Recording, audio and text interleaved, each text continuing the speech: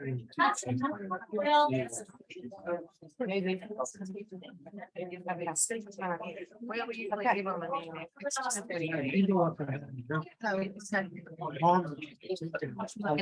know. Well, there's I'll tell you, there's gonna be. Yeah. And that's it. Yeah, that's their problem. I wish that I about it. No. Well, I remember when it came up and You can smell just here. and there wasn't differentiator. It was like, I think somebody needs to have their eyes open when it's not home. yeah, I agree, but I think that. But you know, you've got a city park. You don't need a figure. No, it's not. No. You know, all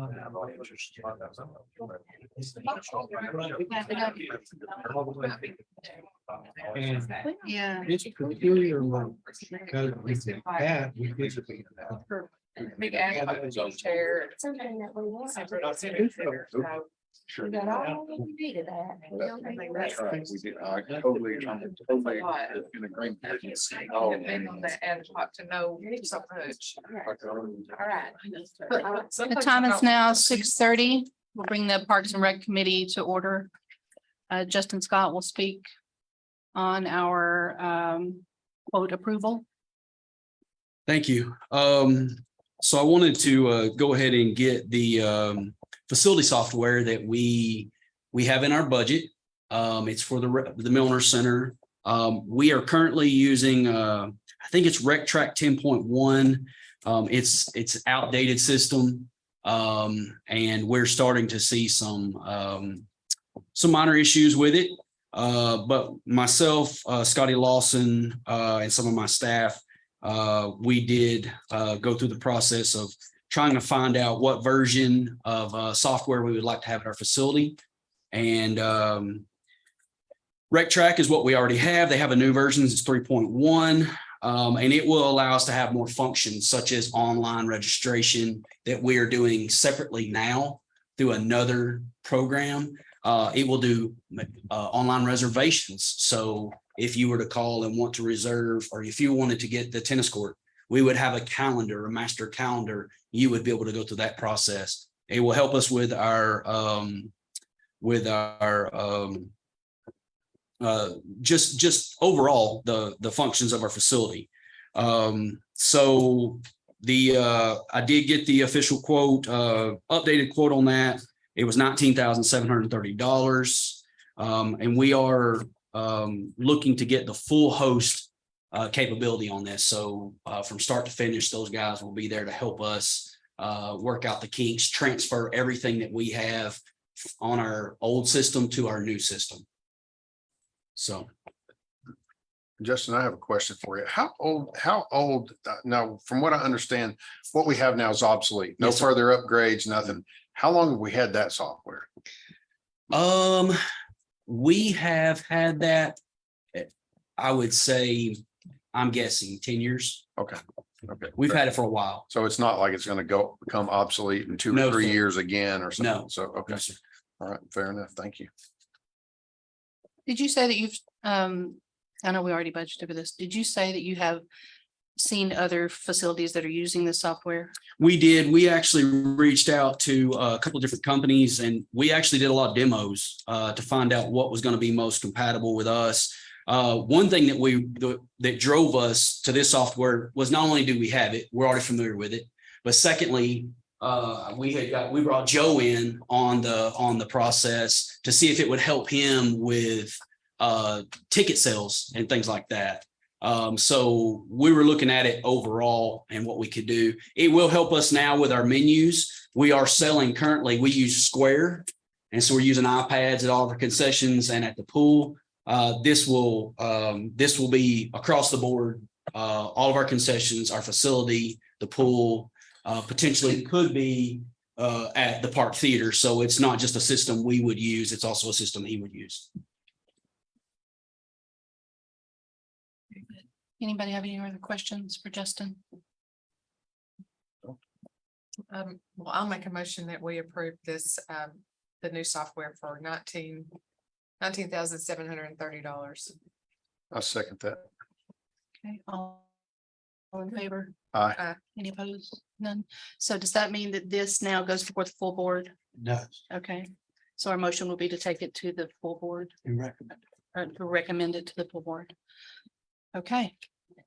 Justin, in our notes, was there something else? Yes, ma'am. Information on grant opportunities? Yes, ma'am. So I've got Darren Deep Owens here with me tonight from the Tourism Development Board. Darren keeps me busy, and she every time there's a grant opportunity, she tends to come to Parks and Rec, which excites me because we like that. Tonight, what I wanted to do is just inform you guys of some opportunities. There's a tourism enhancement grant. This grant is to improve tourism assets. So the grant is up to $100,000 with a match. A couple of areas that we looked at a focus. We've looked at Rocket Park boat ramp. We know there's a need there. We feel like if we weren't under a time constraint, we might really hit that hard. But some other areas of focus are the Gilly Pool for lighting in the pool. Sound at the Milner Center.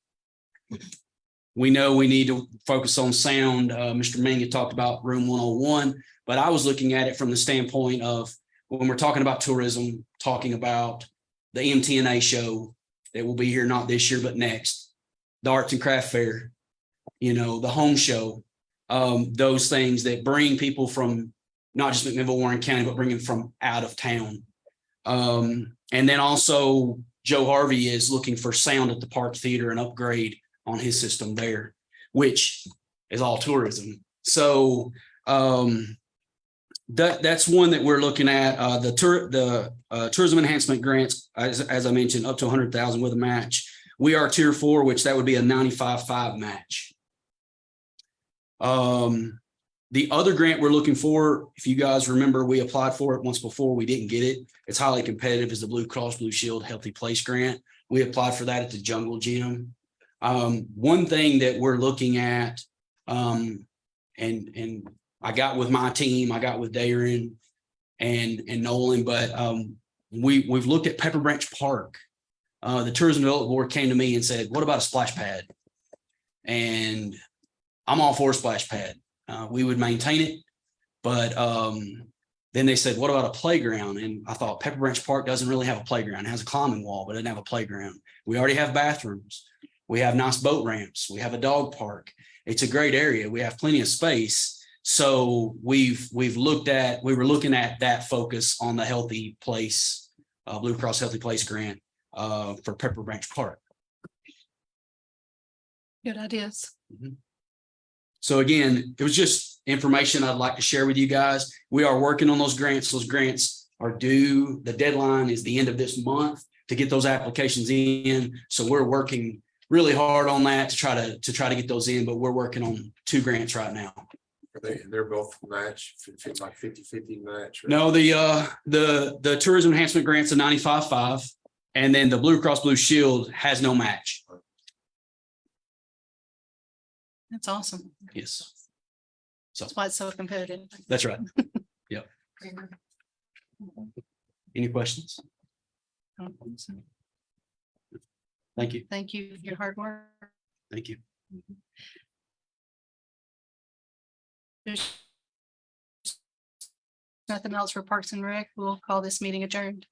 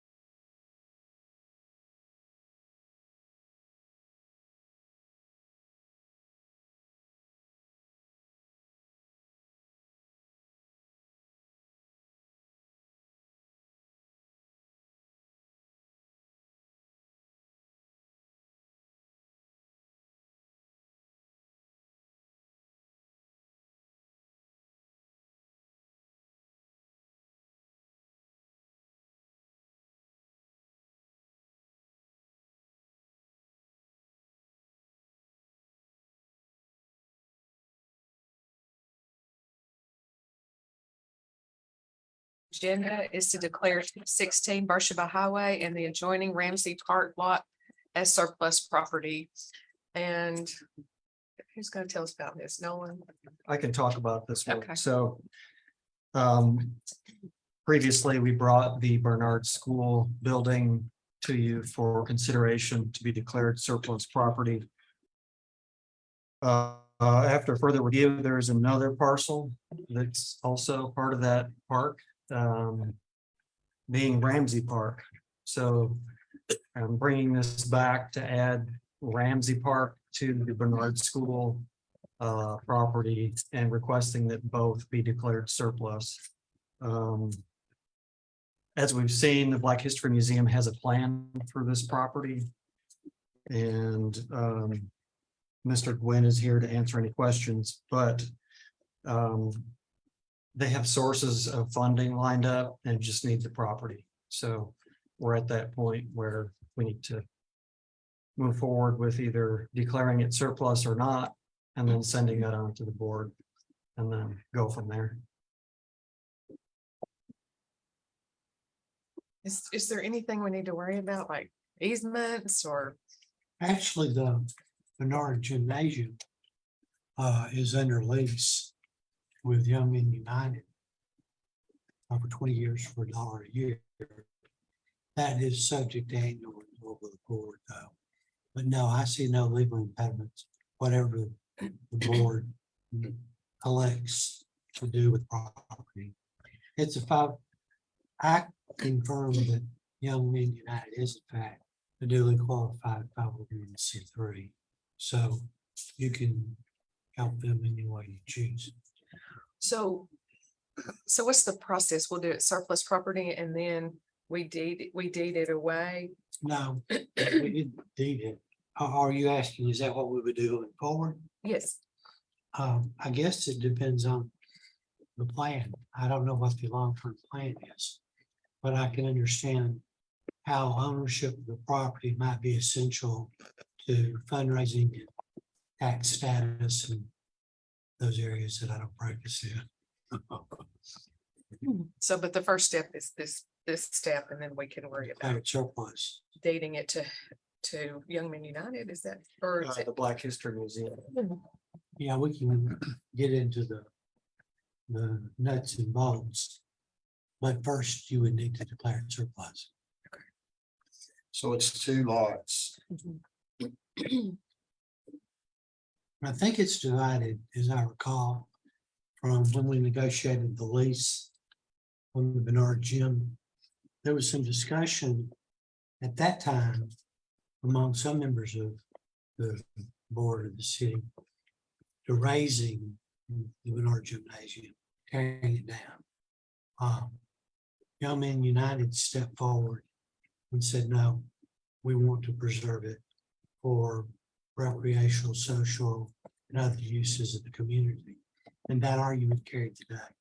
And that resulted in the 20-year $1 per year lease from the city to Young Men United. So they hold the lease. But again, it is subject to annual renewal by the city.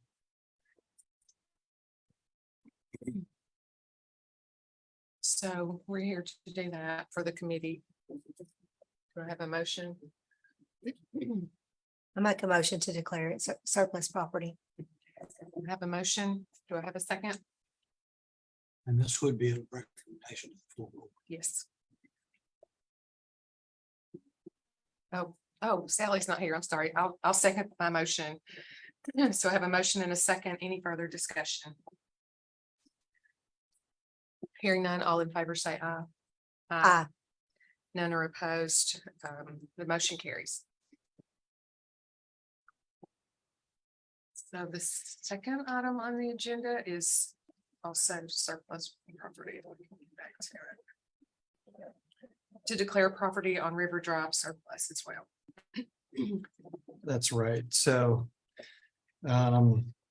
again, here, if you look at the map that's behind the memo, you'll see a tiny little rectangle right along the river there. That is the property in question. The city owns several parcels along the west bank of the Barren Fork River right there as a product of the abandonment of the city mill race years ago. Is that correct? Some adjoining property owners accepted the city's offer to deed the properties to them, and some did not, resulting in a patchwork of property boundaries. So if you look at that map, you'll see along the river, there's a few more stretches of city-owned property. We have had a request from the landowner at let's see,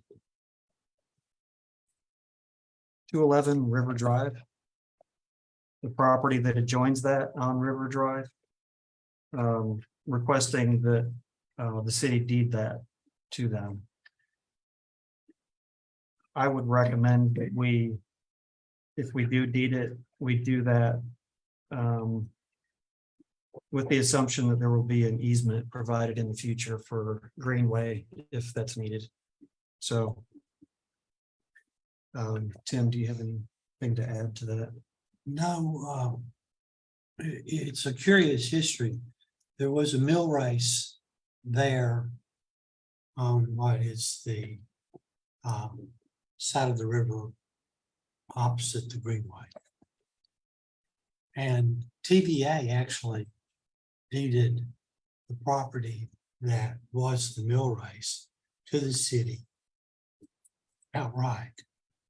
The city adopted an ordinance that it would convey what had previously been part of the mill race to individual landowners, provided the individual landowners granted easements in favor of the city for at least water and sewer.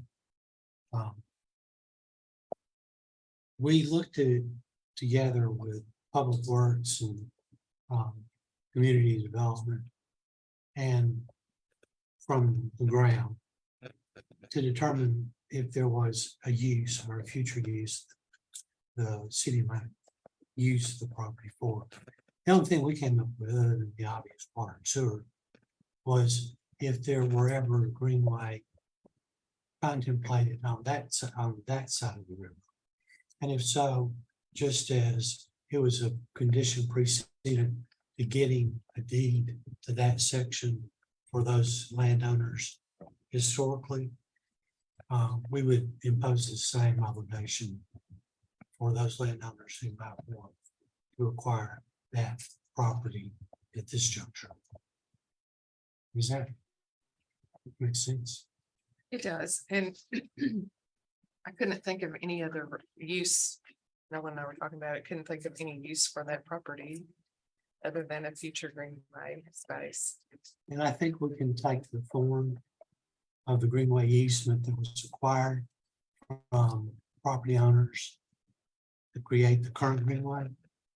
We could use the easement they used to retain on the other side of the river. Again, for those landowners who would like to pursue that option. You mean the language from that to that? Yes. So I do have, I have a question. So as I'm looking at this map and I see this little blue square, if you go straight down from there, there's another long stretch. Is that is that the same thing as this is right here? Okay. I And then think, there's two more, pardon sorry. me, I think there were three Yeah, altogether landowners who historically had taken advantage of that offer. And I think it was back in like the 40s. It was long term. So we They don't, can take that option. So that's why the property remains in city hands. okay. Okay, I see. So the long stretch, the long arm there, that one still belongs to the city at this point. Okay, and then the one below that too. I see, yeah, I see it too. So it And does. the one at the very upper end of the road, or pardon me, the river, that goes all the way out to the street, that is city owned fee simple. And that accesses what the city retains to a public right of way. It's not landlocked. Which one is that?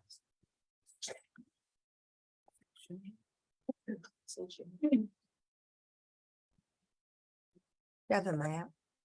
Do you have a map? I do, Like I had yours. can you show me where that's at? No. Yeah. I thought we were talking about the one. Oh, no. Which one did the city retain? This is, let's go back here. That's all. See. Yeah, it is right. Belongs to David. That's Yeah. what I was thinking. There's their pool.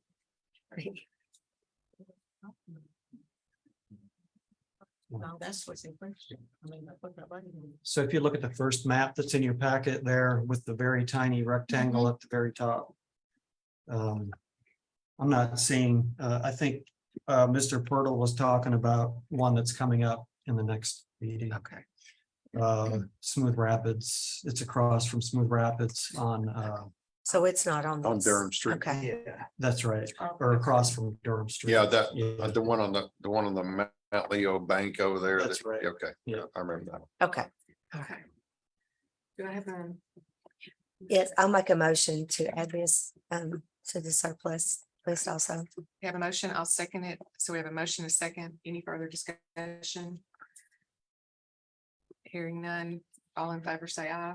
Uh, Motion carries. So is there anything else for this committee? That would be a recommendation of the board. Yes, a recommendation to the full board. And if there's no other business, I'll call this meeting adjourned.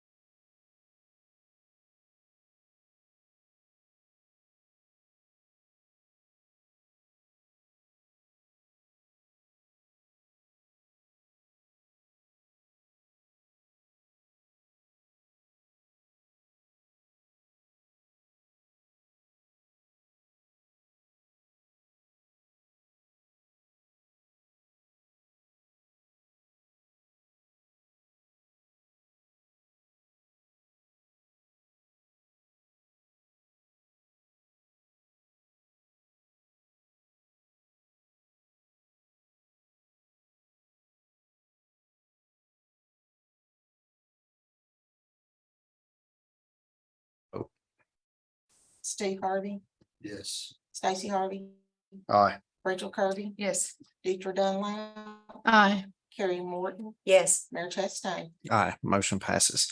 Item 10B is ordinance number 1861, an ordinance of the city of McMinnville to repeal in its entirety an ordinance of the city to adopt procedures plan pertaining to public notice of all business being considered by the city and the time frame for committee and full board consideration of such business, and to adopt a new public notice and policy agenda, and to set the time that this ordinance shall become effective. Do I have a motion? Motion to approve. Have motion by Ms. Kirby, Second. second by Ms. Deidre Dunlap. This was supposed to be in place per the state by all governing bodies and their subsidiaries by July 1st. We have obviously not had that done. The state did send out some guidelines. Nolan, did you distribute those to everybody, or was that just to me? I just sent those to you. Okay. Yeah. So the I state, reviewed them as well. the state sent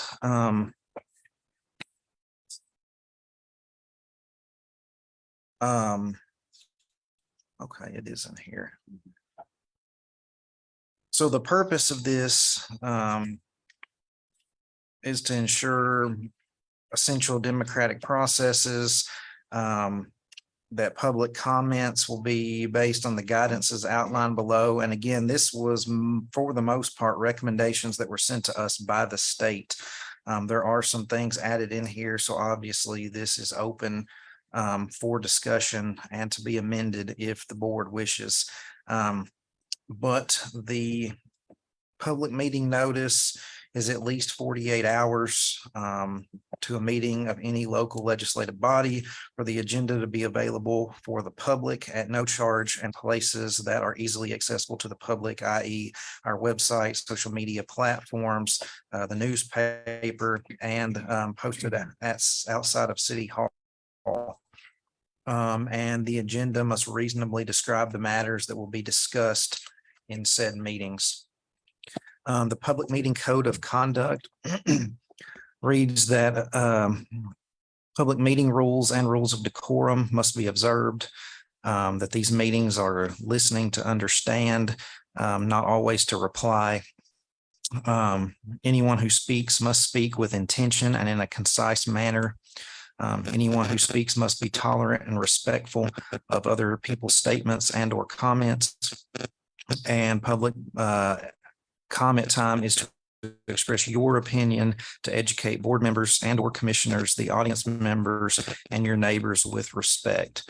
So these next several points are the recommendations, again, mostly sent down by the state, but some that Mr. Ming, Mr. Purtle, and I put in.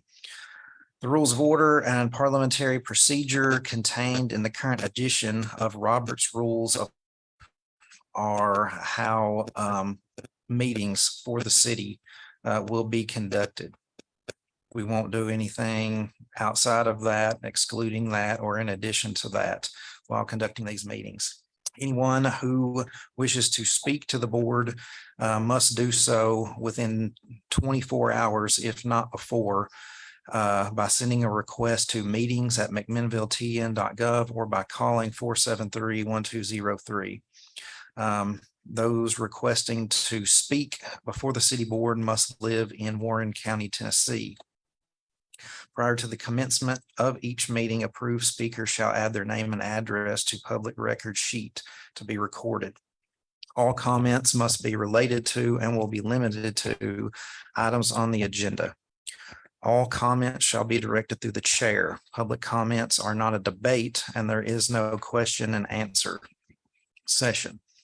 All comments should be concise, non-repetitive, and shall not exceed 3 minutes per speaker. Time cannot be shared among speakers. Time limits may be adjusted at the discretion of the chair. The chair can stop commenting after time expired or if the commenter has violated or deviated from the rules of decorum. The chair can remove the commenter from the meeting if further violations occur. Persons will refrain from creating, provoking, or participating in any type of disturbance inviting unwelcome physical contact. People will refrain from behavior that will disrupt the public meeting, including but not limited to making loud noises, shouting, booing, hissing, heckling, or engaging in other activity that impedes the orderly conduct of the meeting. Persons will refrain from the use of obscene language or fighting words. Persons will refrain from using audible electronic devices during meetings. Signs, posters, banners, other display material are prohibited inside of the boardroom. Persons in the audience will refrain from the following prohibited conducts in the meeting, such as campaigning for public office, soliciting for funds, or promoting private business ventures. All persons shall, at the request of the chair, be silent. If, after receiving a warning from the chair, the person who persists in disturbing the meeting may be removed. Weapons or other objects deemed to be a threat to public safety are not allowed. Persons in the audience shall refrain from smoking or eating in the boardroom. Anyone exiting the boardroom shall do so quietly. And there are 3 exceptions listed to giving public notice, and that is a meeting of a governing body or a portion thereof where the governing body is conducting disciplinary hearings. Second one is a meeting where there are no actionable items on the agenda or executive sessions which are not open to the public.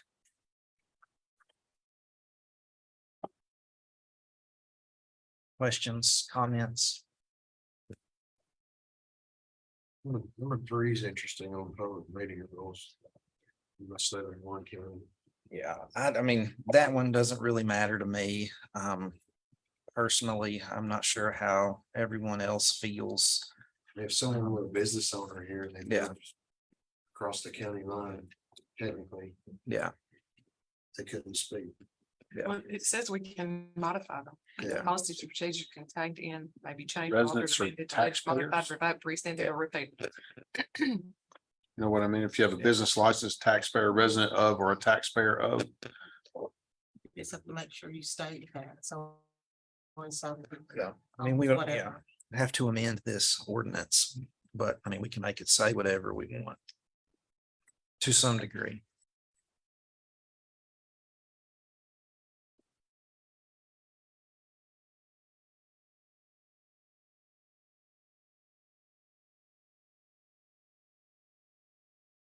to Steve's point, that would be the only amendment that I would think that would be needed, is to be sure that we're inclusive of folks that have businesses or own, or in case of it being something with rental property, that they be a taxpayer, whether that be sales tax or property tax, hospitality tax. So, Put a comma and put taxpayer or business. we need a motion to amend the ordinance as written to include resident of or taxpayer in Warren County. So moved. We have a motion to amend item number 3 to include taxpayer in addition to resident of Warren County. Do I have a second? Second. I have a second by Ms. Deidre Dunlap. Any questions or discussions on that amendment? Shouldn't you add, kind of the vague ending that says, or any other person you deem that we want to hear from? Well, I mean, I think if we do that, we might as well just strike the whole thing. Well, you're probably right. So we're just gonna include taxpayer. Yes, taxpayer and or resident of Okay. and resident of. Probably needs to be and or, don't you think, Mr. Mayor? And or. Yeah. That way we're not excluding one or the other. All right, we have a motion and a second. Any further comments or questions about the amendment? Hearing none, we'll call for the vote. Carrie Morton, Yes, Stacy Harvey. Aye. Deidre Dunlap, Aye. Rachel Kirby, Yes. Steve Harvey, Yes. Mayor Chastain. Aye, motion passes. I have another question. Yes. It's number 2. Mhm. Is this like a visitor that wants to comment on something? They have to register before they do? Is that what that's for? Yes, in order to speak at the meetings, you have to, sign up ahead of time. So no more pop-ins. Correct.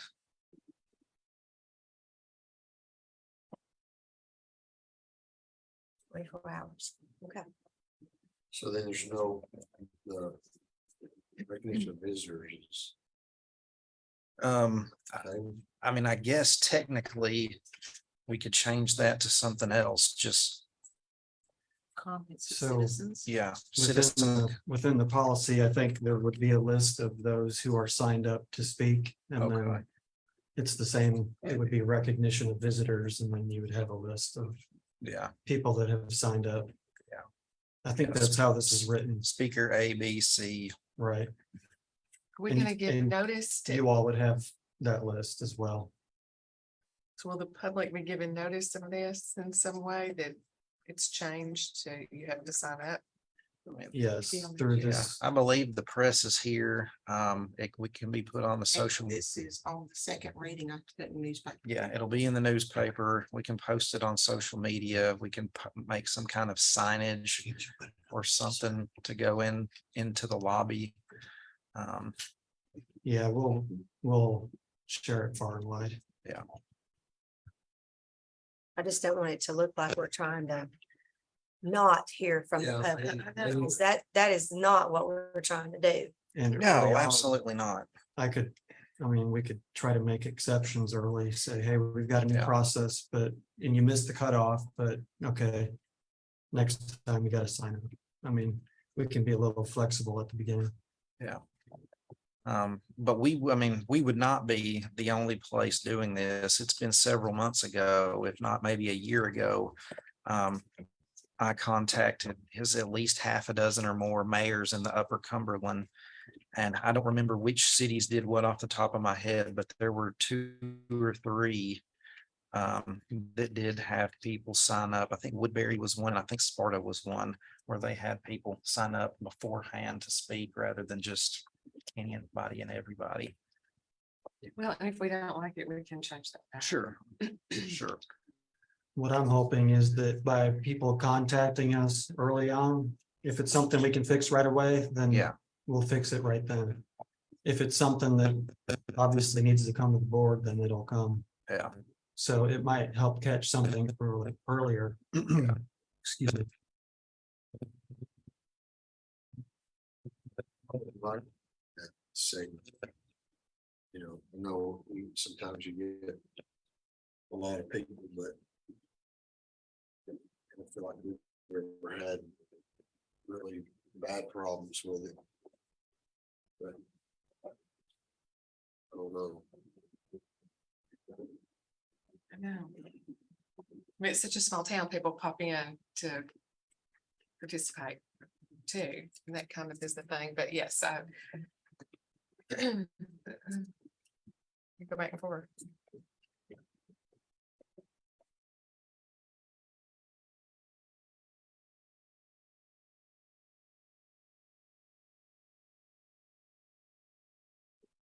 Speak now.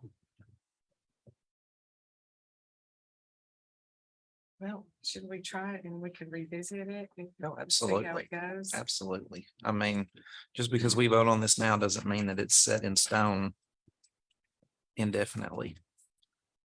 We just have to have something in place per the state. In the county, just kind of do the opposite. They used to could not speak at those meetings and then now you can. Yeah, they used to prohibit public comment totally at the county meetings. And it's been within the last 5 or 6 years, I believe, they changed it. But I believe they have to submit ahead of time and it has to be approved by the county executive. You can't just show up and speak at theirs either.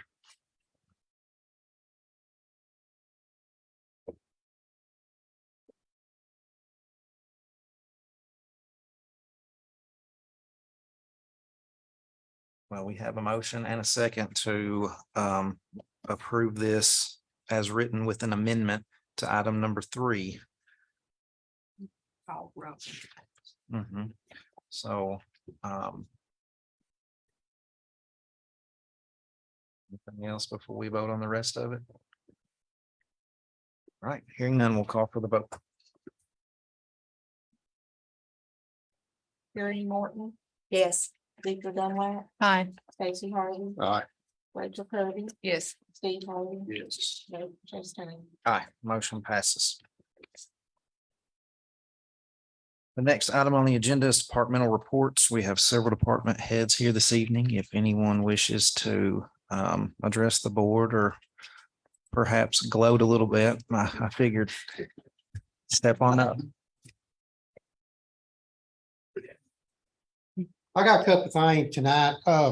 One major thing is next Thursday night, we will begin our try to begin our Citizen Fall Academy back up again. So I would like to invite every one of y'all to come down any Thursday night, sit in and see what we do and everything. We're gonna have a lot of fun and you're gonna be on the 17th and then go run for 8 weeks. So any Thursday night, y'all want to come down from like 5 to 8, something like that. So. And second, I want to rub it in on Chief Mosley. Well, she called me out last meeting, so I'm gonna call her out. We did win. By how many? I don't know how many. It was a lot.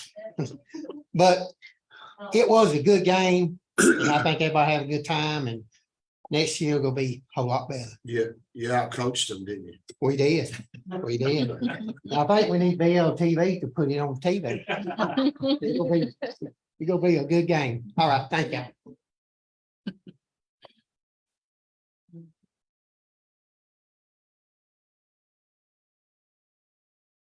Mr. Ming, do you have anything? No. Mr. Purtle, do you have anything? Any announcements or further discussion for the board?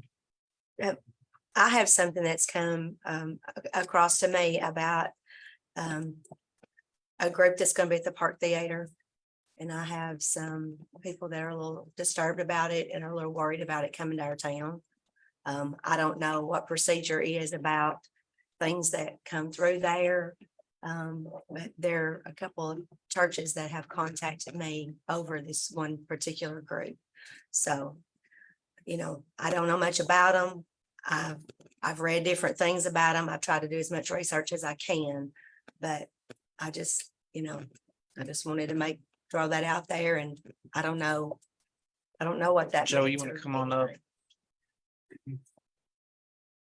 So I'm assuming that the performance you're talking about is the Little Mermaid. Yes. The Little Mermaid is a all Disney ultimate cover band. We have cover bands for a lot of bands. We have a Pink Floyd band coming and a Alabama tribute band coming. So this is pretty regular procedure for the Park Theater. Family programming is something we've not done a whole lot of at the Park Theater, unfortunately. And normally it's very expensive because it's pretty heavy in IP. So that's one of the things that's kind of kept us from doing it. The group Warren Arts, who puts on many plays and many events in our county, contacted this group and thought it would be a good concert to have at the Park Theater.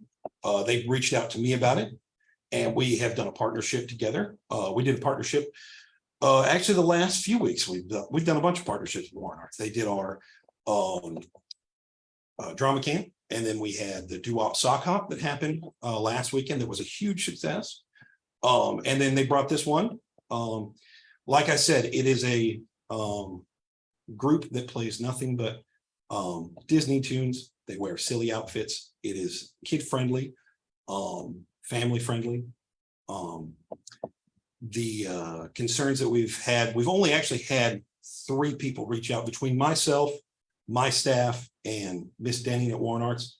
We've only had 3 people reach out. So it does not seem like a large group of people who are concerned, but I did watch the one preacher's sermon where he quoted one of the members who's actually, it was a former member, and he actually misquoted him. But the group is very kid friendly. They do different shows. They've done some shows that were more adult oriented, but they're always very clearly marked on their website. And we actually posted a video of one of their kid-friendly shows that was happened in a park in Ohio. It was an outdoor event.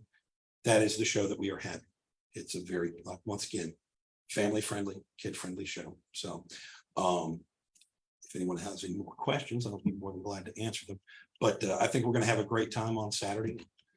Yeah, it's gonna be a good show. So I did a little research on that too, and it seems that they play, they have the ability to be controversial and not, so we have some assurances that this is going to be a non-controversial. Yes, actually, I sent a quote or a statement from the band to let's see, the mayor and Nolan and Justin. He said, please inform everyone that our show is G-rated, family-friendly, wholesome concert experience. Our current touring lineup does not feature the costume that you referenced. This was Sherry Denny taking the concerns to him. It is totally understanding in a heated political climate out there, but we encourage everyone to park the politics at the door at our shows, and we just have a joyful experience with us. We play lots of different places on both sides of the aisle, and we enjoy bringing all types of people together to create a friendly environment. So between this and the examples we've had, and I can even speak from my personal experience as a performer. The show I would put on at the VFW was not the same show I put on at Main Street Live. So it's common practice to play to your audience, and I expect that to be what they are doing this weekend. And at the end of the day, it's myself and Sherry Denny who are in charge of the venue and what goes on stage, and I know where all the breakers are. I hope I've eased some concerns there.